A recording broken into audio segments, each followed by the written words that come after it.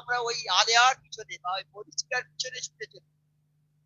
আমরা এই নামাজের পিছনে আর দৌড়চ্ছি নে, নামাজ পড়ার জন্য কারো তাগিদও দিচ্ছি নে, আমরা ওই মরিচিকার পিছনে ছুটছি। আমি বড় বাদশা হবো, আমি বড় রাজা হবো, আমি উকিল হবো, আমি এ হবো, আমি সে হবো।